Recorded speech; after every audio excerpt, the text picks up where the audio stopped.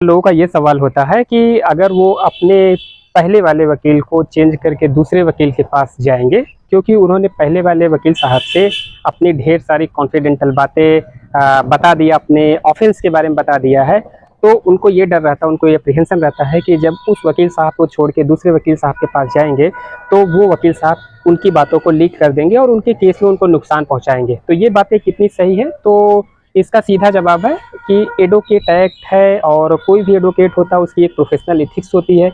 उसमें किसी भी क्लाइंट के बातों को डिस्क्लोज नहीं किया जा सकता, उसको कॉन्फिडेंशियल रखा जाता है। एक प्रोफेशनल एथिक्स है। तो हर एक एडवोकेसी हर एक प्रोफेशंस के लिए जैसे प्रोफेशनल एथिक्स होती है, वैसे डॉक्टर्स चाहे हो गए चाहे एडवोकेट्स हो गए, उनके लिए भी प्रोफेशनल एथिक्स होती है, जिससे मोरली भी ये चीज़ें गलत है। किसी भी क्लाइंट जो आपके पास आया है और आप उसके एडवोकेट हैं तो उसकी कॉन्फिडेंशियल बातों को आप दूसरे के साथ आप शेयर करें, लीक करें, उसको हार्म पहुंचाए, ये चीज़ें मोरली भी गलत है और प्रोफेशनल एथिक्स से भी ये चीज़ें गलत है। लेकिन कानून में भी अगर हम देखें चाहे इंडियन एविडेंस एक्ट देखें, पहले की बात भारतीय साक्ष्य अधिनियम देखेंगे तो इंडियन एविडेंस एक्ट में आई थिंक सेक्शन 126 जो प्रोफेशनल कम्युनिकेशन से रिलेटेड है और सेक्शन 129 जो एडवोकेट और क्लाइंट के बीच के कन्वर्सेशंस के बारे में डील करता है। ये मैं आपको इंडियन एविडेंस एक्ट 1872 के बारे में बता रहा हूँ।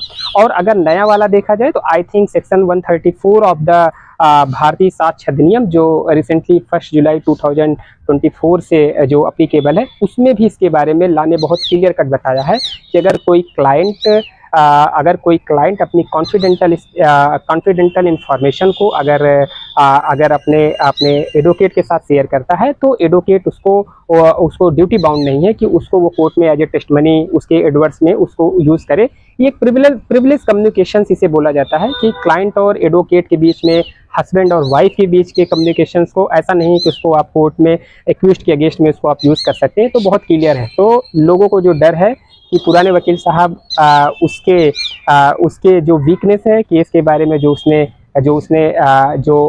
केस के बारे में उसकी वीकनेस है, केस में जो डिमेरिट्स है उसने पहले वाले वकील साहब से शेयर किया, उनको छोड़ के अगर दूसरे के पास जाएंगे तो उसके कैरियर के लिए, उसके केस के लिए अच्छा नहीं होगा। तो इसका सीधा जवाब है ये प्रोफेशनल एथिक्स के भी खराब है, के खिलाफ है। और दूसरी चीज़ ये भी है कि ये प्रिविलेज कम्युनिकेशंस में आता है और इंडियन एविडेंस एक्ट और भारतीय साक्ष्य अधिनियम दोनों में इसमें बार है।